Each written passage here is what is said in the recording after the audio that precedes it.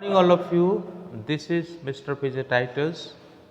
So, students, this video lecture will be for 12th class English core, chapter number 4, the writer of poem. So, already we have discussed part 1 and part 2, and today we will discuss part 3.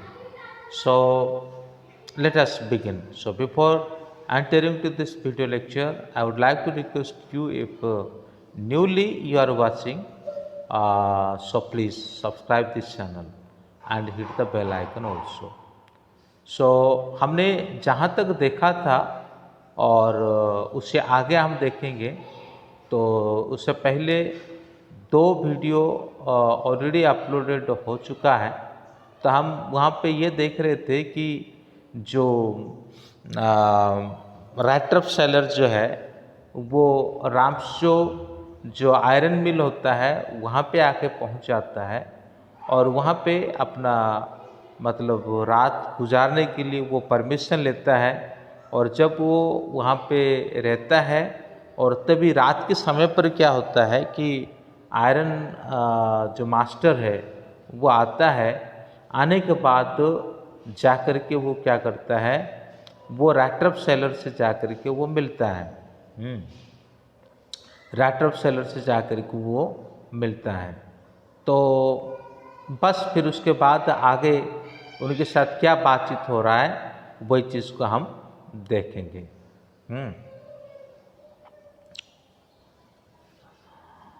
Okay, सो जैसे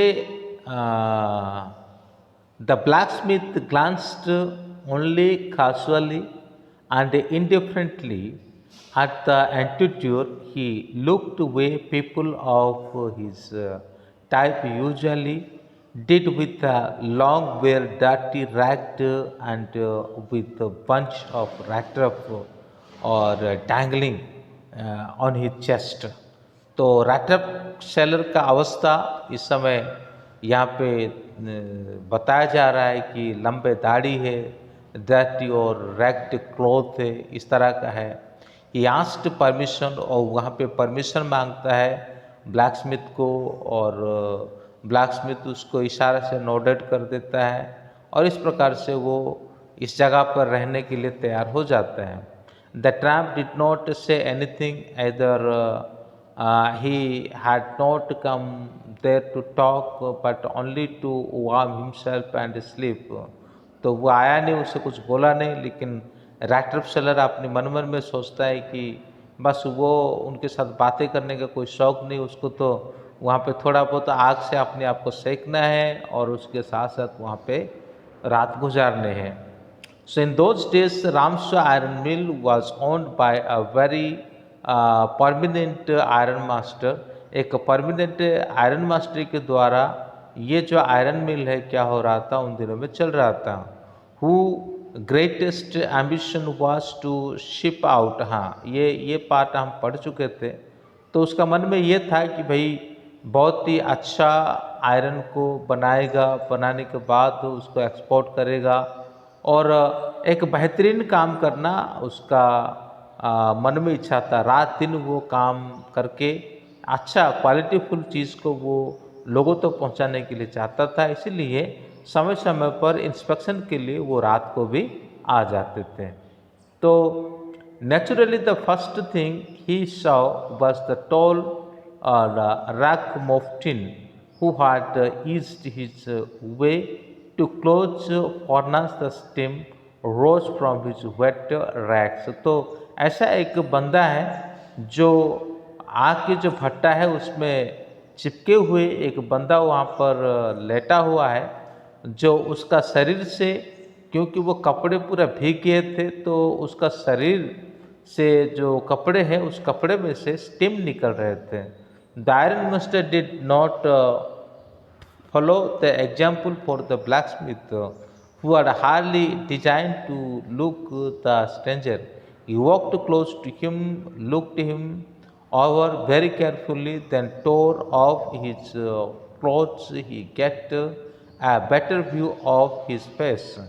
तो उसके नज़दीक जाता है। नज़दीक जाने के बाद कौन, जो आयरन मास्टर, है ना? तो वो नज़दीक जाते हैं और नज़दीक जा कर के उसको बड़े गहराई से देखते हैं। लेकिन यहाँ पे थोड़ी बहुत कन्फ्यूजन हो जाता है। क्या कन्फ्यूजन होता है इस चीज़ को हम देखें। But of course it is Hugh Neil Alf he said, how do you look? तो वो अपने दोस्त समझता है, जिस दोस्त का नाम है नील्स ओल्फ, और तभी वो कहता है कि तुम तो नील्स ओल्फ हो, आप ऐसे कैसे दिखने लगे? The man with the rector pass never before seen the iron master at Ram show and did not even know what is name was. लेकिन रैक्टर सेलर, उसने कभी भी, है ना, इस आयरन मास्टर को नहीं देखा था। ठीक है, राम शो, या फिर कभी राम शो भी आया था, है ना? तो कभी नहीं देखा था, उनका नाम भी क्या उसे पता नहीं था। अभी वो कंफ्यूज हो रहा है कि वो कैसे कह रहा है कि उसका नाम जो है नील्स ओल्फ है। But it occurred to him that if the fine gentleman thought he was an old acquaintance, he might perhaps thrown him to couple of runner.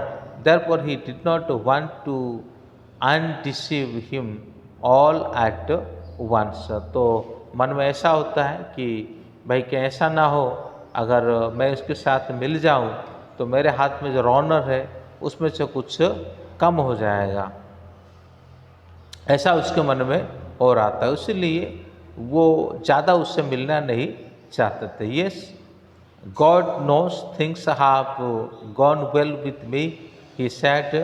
हाँ हाँ, ईश्वर को पता है मेरे साथ क्या क्या हुआ है। You should not have resigned from the regiment, said the iron master. Iron master कहता है कि आप जिस रेजिमेंट में काम कर रहे थे वहाँ से आपको रिजाइन देना नहीं चाहिए था। दैट वॉज द मिस्टेक, वही आपके लिए गलती रहा। If only I had still been in service at the time it never would have happened. अगर अब तक मैं वहाँ पे सर्विस करता होता तो इस तरह का कोई बात नहीं होता। Well now of course you will come home with me. अब उसके बाद आयरन मास्टर ये रैटर सेलर को अपना दोस्त समझ करके क्या करते हैं, उसे अपने घर में लेने के लिए सोचते हैं और उसे इनवाइट भी करते हैं कि आप मेरे साथ मेरे घर पे आओ। To go along of the manor house and be received by the owner like old regiment command, that however did not please the tramp। वो उसे इतनी आदर दे रहा है और अपना दोस्त समझ करके उसको बोल रहा है, लेकिन फिर भी ये रैटर सेलर को क्या नहीं हुआ कि वो चीज़ समझ में नहीं आया और वो पसंद नहीं किया। क्यों पसंद नहीं किया? क्योंकि उसके पॉकेट में पैसा था। ओके, उसका पॉकेट में पैसा था और कि ऐसा ना हो कि वो पैसा उसके पकड़ में आ जाए, यह डर था। No, I couldn't think of it, he said looking quite alarmed. He thought of the 30 runner to go up the manor house would be like throwing himself voluntarily into the lion's den। मतलब मन में सोचता है कि शेर का जो गुफा है वहाँ फंसने वाली बात हो जाएगी अगर मैं वहाँ चला जाऊँ तो। He only wanted to change to sleep here in the forge and then nick away as inconspicuously as possible। तो वो सिर्फ रात ही वहाँ पे गुजारने के लिए चाहता है, उसके अलावा और कुछ नहीं चाहता है। The iron master assumed that he felt embarrassed because of his miserable clothing। और आयरन मास्टर उसके जो मिसरेबल क्लॉथिंग को देख करके बड़ा दुखी होता है और उसको एम्प्रेस्ड कर लेता है, यानी गले लगा लेता है। Please don't think that I have such a fine home that you can not show yourself there. He said Elizabeth is dead as you may already have heard। तो वो कहता है कि तुम्हें चिंता करने की कोई ज़रूरत नहीं। आयरन मास्टर कहता है ये राइटर सेलर को कि तुम्हें चिंता करने का कोई ज़रूरत नहीं है, एलिज़ाबेथ अब गुज़र चुकी है, तुमको पता होगा, और मैंने बहुत अच्छा मकान बना रखा हूँ, और प्लीज़ आओ और मेरे साथ रहो। माई बॉयज़ आर अबोर्ड, मेरे जो लड़के हैं वो सब विदेश में चले गए। And there is no one at home except my oldest daughter and myself. मेरे घर पे लड़के तो सब चले गए हैं, मेरी जो बड़ी बेटी है उसके अलावा और मैं, और फिर वहाँ पे और कोई नहीं है। We were just saying that it was too bad we didn't have any company for Christmas. हमारे लिए ये बहुत दुख की बात था कि क्रिसमस का त्योहार सामने है, लेकिन हमारे साथ कोई भी दोस्त नहीं था, कोई भी कंपनी नहीं था जिसके साथ मिलकर के हम इस क्रिसमस को मनाएं। Now come along with me and help us make the Christmas food disappear a little faster. तो आओ हमारे साथ मिल जाओ और साथ में क्रिसमस फूड के साथ हम और इस क्रिसमस को बड़ी सुंदरता से क्या करेंगे और मनाएंगे। But the stranger said no and again no, and the iron master saw that he must give in. लेकिन ये अजनबी व्यक्ति नहीं नहीं नहीं नहीं कह रहा है, लेकिन आयरन मास्टर किसी भी तरह से उसको मनाने के लिए कोशिश करता है। It looks at though captain von Sell prefer to stay with you tonight, Sir Nostrom, he said to the master blacksmith, and turned his heel. But he laughed to himself as he went away, and the blacksmith, who knew him, understood very well that he had not said his last word. So it was not more than half an hour before they heard the sound of a carriage wheel outside the forge, and a new guest come in. But this time it was not Iron Master. He had sent his daughter, apparently hoping that she would have better power to persuasion that he himself. तो जैसे वो नहीं बोल दिया तो iron master चला गया, और तभी बैठे बैठे वो कुछ सोच ही रहा था, तभी दूसरा किसी का आने का एक आवाज़ वहाँ पे सुनाई दिया। तो उन्होंने देखा तो वहाँ पे और कोई नहीं बल्कि आयरन मास्टर का जो एल्डर डॉटर है, और वो यहाँ पे आ रही है। She entered followed by a velvet carrying on his arm a big forecoat. She was not at all pretty, but seemed modest and quite shy. In the forge, everything was just as it had been earlier in the evening. The master blacksmith and his apprentice still sat on their bench, and iron and charcoal still glowed in a furnace. तो यहाँ पे हम देखते हैं कि ये फिर लड़की जो है आयरन मास्टर की यहाँ पे आती है, और आयरन मास्टर के जो लड़की के बारे में ये यहाँ पे कुछ वर्णन करते हैं।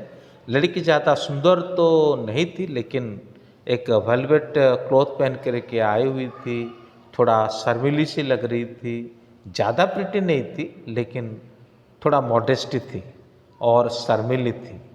और वो यहाँ पे आती है, आने के बाद फिर आगे उसके साथ क्या बातचीत होता है और वो हम 4th पार्ट में देखेंगे। तो आज के लिए इतना ही है दोस्तों। चैनल को सब्सक्राइब नहीं किया तो कृपया करके कर लेना, और बेल आइकन को भी हिट कर लेना। Thank you, may God bless you, have a good day.